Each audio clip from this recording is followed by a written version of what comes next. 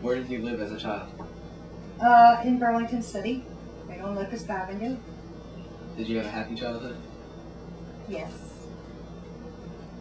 Where did you go to school growing up? All Saints.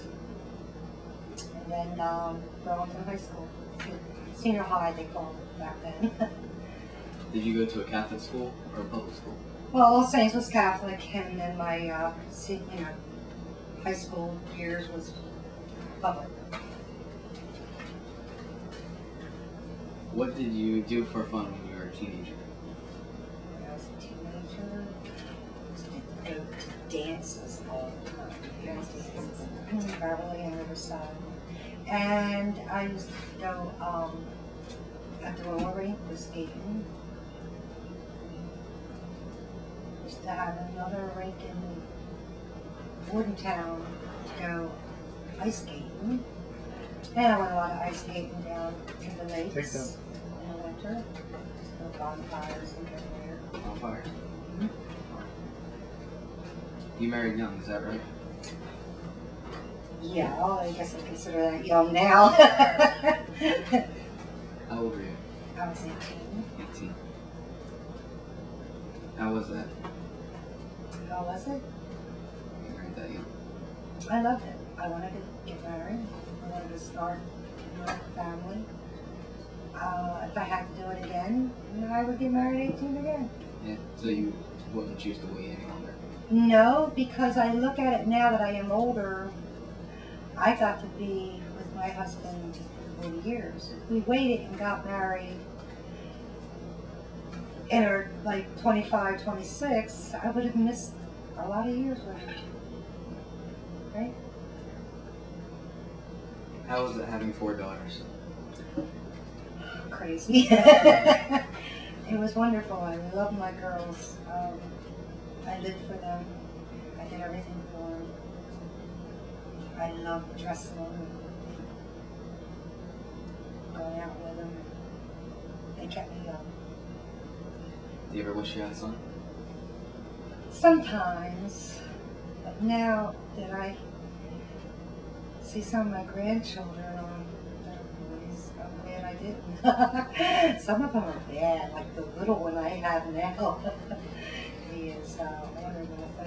I don't know. Maybe it's because I'm older and I can't handle children anymore. You just don't. So you really enjoy both of them?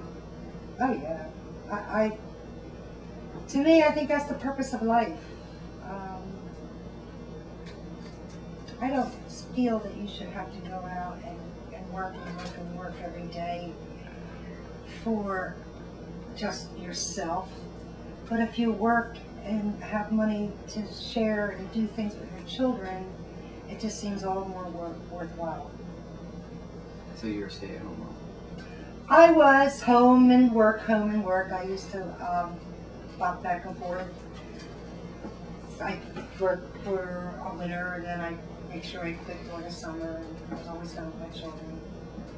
And then I stayed home for a few years and I went back when they were a little older. Karen and Nicole were in high school, I think, when I went back. And I worked for a few years. But I always worked off and on. Yeah, I came home and I just said I quit. Nick used to say, okay. I used just to go to work to make extra money to spend on the kids. But then when I found a really, really good job that I loved with Barnes & Noble, I stuck with that for a while because I liked the job. It was a lot of fun. What sort of activities did you do with your children? Every summer I would do, buy those there, ceramic, you hang them up or you put them on a tree, and I used to paint them. Another summer we would do candles, make candles. I always had them into stuff. Then when I got older, it was to bake all the time, show them all different things to bake, a lot with fresh blueberries. Always kept them busy all summer doing stuff like that. What do for fun now? Oh, I don't know. Wintertime, absolutely nothing. Summertime, we go crabbing and go boating, go jet skiing, go walk the boards, stuff like that. So the world is very different from when it was in your childhood. Oh my gosh, yes. Very, very different. I mean, we have records now. My grandkids don't even know what a record player is. You know, it's changed a lot. I mean, all the computers and the cell phones and the iPods and you name it. I mean, it's just like, it's a big change for everybody. We didn't have central air conditioning and stuff like that. So you miss the old days? Yeah. Yeah, I'd go back to the way it was. It was a simpler life. It was a cheaper life. Things are so expensive now that you just can't afford anything. So you don't have. There's no free fun today like there was, back then. Now everything you want to do costs, a lot of money. So you like it much better now? Mm-hmm.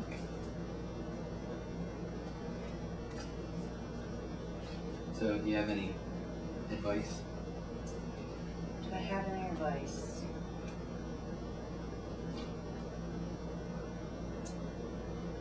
My advice is not to take things to heart, and it'll come what you want eventually, but always have a goal. Always have a dream. Because if you don't, no one else can do it for you. You have to push yourself. Actually, that's what you do. Push yourself through life. Other than that, if you don't know what you want to do and don't really try, and don't give up. I used to tell my kids that, they say, oh, I can't do this. One in particular, I'm not going to say which one. And I go, you can do it. You just put your mind to it. You can do anything. You're an American. Can at the end. That's what I always used to tell them. And it's it's a struggle, but life is a journey, and it gets harder as you get older because it's coming to an end soon, and just try to put everything in the right places and hope you don't make any enemies along the way.